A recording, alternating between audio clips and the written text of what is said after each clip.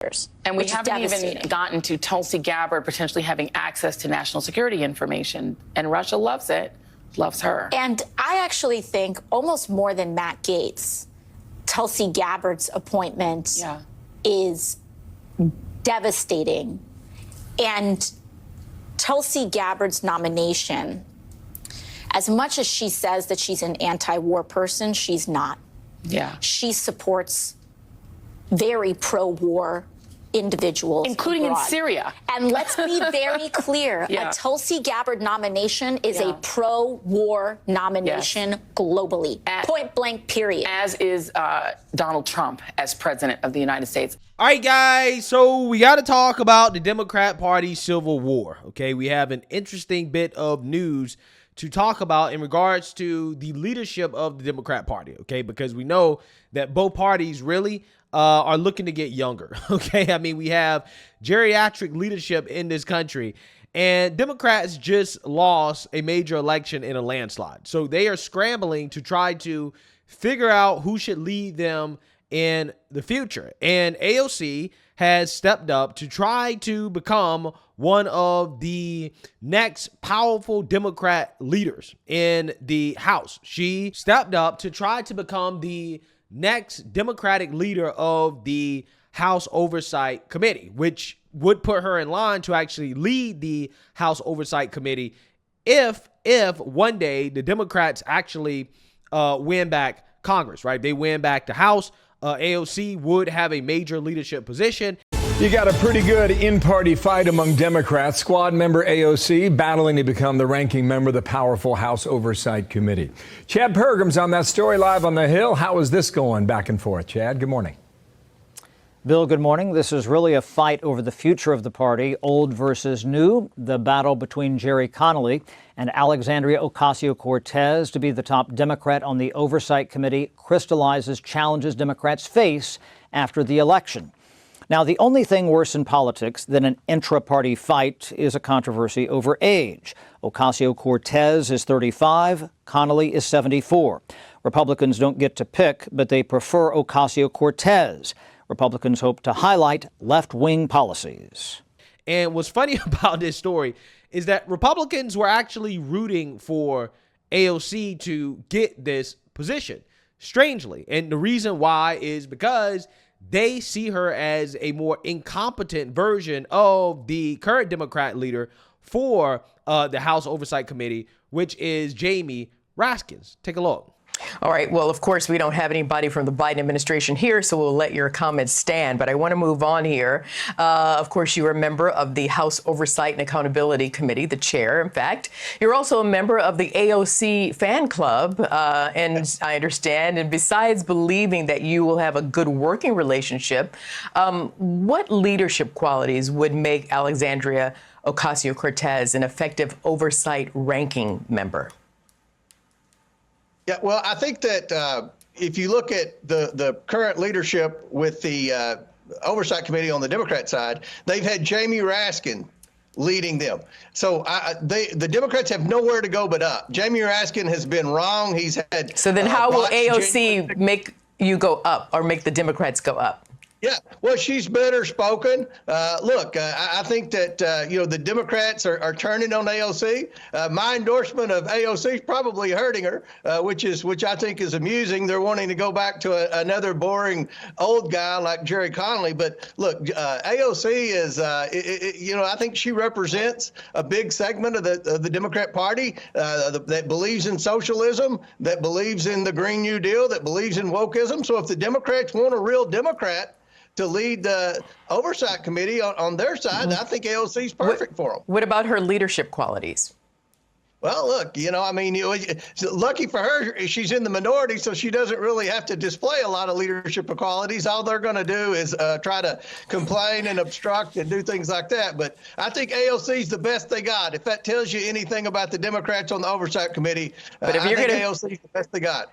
If you're going to be part of the AOC fan club, you got to give her more than she's just. You got to give us more, applause for her leadership qualities. You didn't list any, but that's okay. We're gonna move on. You didn't give me anything. I'm sure she's listening. Do you have anything positive to say about the way she might lead? Yeah, she's a lot nicer than Jamie Raskin, and she's pleasant to be around. So yeah, again, they have nowhere to go but up after Jamie Raskin. Okay, that's not a ringing endorsement. I'm just saying, but we're going to move on. It's the best I can do. All right, fair enough. All right, we'll leave it there. But let me ask. Yeah, so you seen that, you heard that. That is absolutely hilarious to me for multiple reasons. And one of the main reasons is that Republicans are saying, well, listen, AOC may be a Looney Tune, but we much rather have a Looney Tune who is incompetent and has no clue what the hell she's doing versus having a Democrat that actually does know what he is doing, okay? Because remember, Jamie Raskin is the same person that put out the theory that Democrats could try to stop decertification of Trump becoming president of the United States again. What can be put into the Constitution can slip away from you very quickly. And the greatest example going on right now before our very eyes is Section 3 of the 14th Amendment, which they're just disappearing with a magic wand, as if it doesn't exist, even though it could not be clearer what it's stating. And so, you know, they want to kick it to Congress, so it's going to be up to us on January 6, 2025 to tell the rampaging Trump mobs that he's disqualified. And then we need bodyguards for everybody in Civil War conditions, all because the 9 justices, not all of them, but these justices who have not many cases to look at every year, not that much work to do, a huge staff, great protection, simply do not want to do their job and interpret what the great 14th Amendment means. And I'm glad that Sherilyn's creating her new center so we can bring that.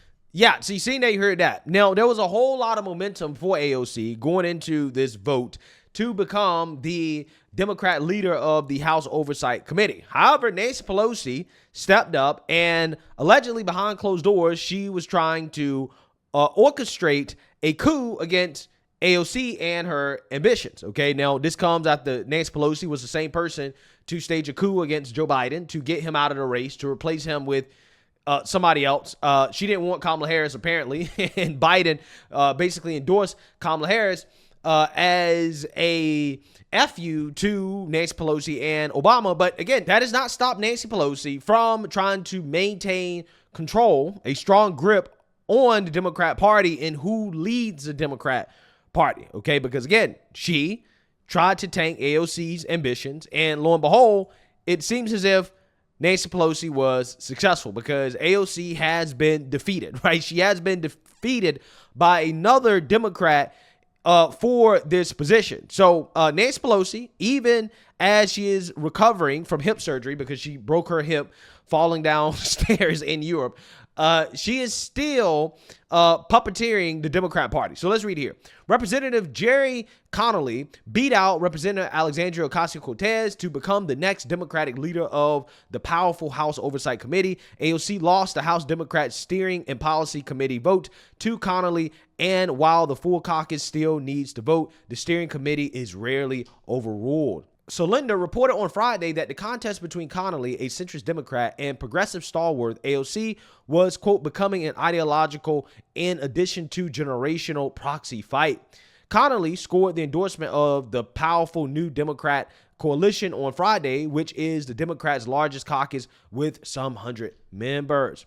Quote, New Dems are proud to endorse our colleague, friend, and fellow New Dem Representative Gerry Connolly for ranking member of the House Oversight Committee on Oversight and Accountability. Rep. Connolly is a strong and talented communicator and a dedicated workhorse prepared to expertly lead the committee in defending our democratic priorities and standing up to the Trump administration's extremist actions. He is the right choice to advance the interests of our full caucus, said the coalition in a statement. Yeah, so ultimately at the end of the day, what's happening here? Well, what's happening is that you have a full-blown Democrat Party civil war, okay? You have Nancy Pelosi basically shooting down AOC's bid to become a leader. Nancy Pelosi saying, no. You definitely cannot be a leader in this party because you're not competent enough to fight back against Trump, right? So low-key, this is not something that Republicans wanted. Republicans actually wanted AOC in this position because they know that she would not be nearly as effective as a Democrat that actually knows what they're doing. So yeah, Pelosi is using her remaining political capital to try and reposition the Democratic Party to what she sees as a winning posture for future elections, and clearly has no faith in progressive stalwart Ocasio-Cortez to broaden the party's appeal. Yeah, so this is kind of a big deal because there are rumors that AOC wants to run for president in 2024. And some people are saying that she should not be underestimated. I mean, there's been some rumors circulating that there's a new name that you could expect over the next 4 years to be running for president in 2028. And that is Alexandria Ocasio-Cortez. There are rumors flying around. Yeah. She could be a name added to the following expectations for 2028, which would include Kamala Harris, Gavin Newsom, governor of California, Gretchen Whitmer, governor of Michigan, Josh Shapiro, governor of Pennsylvania, Pete Buttigieg, former Secretary of Transportation, J.B. Pritzker, and then now AOC. Yeah, I think, why is everyone going down to Mar-a-Lago? Because Donald Trump won the election. And in doing so, and Joe Biden, I think he's out, right? He's ready to roll. Yeah, He's over it all. And so then you say, well, who's leading this party? Well, who is leading this party? You named off some names that a lot of people got excited about. Someone like Shapiro that comes across as moderate, which isn't. But they're governors. They're running states. So who at the national level, who is active in the halls of Congress, who's actively fighting against what the Trump administration may do? And this name AOC comes up. Why? Because she's going to be old enough by 2028. She's going to be 35 by then. She will be. Let's see what Monica Crawley has to say about it, and then we'll talk about it on the other end.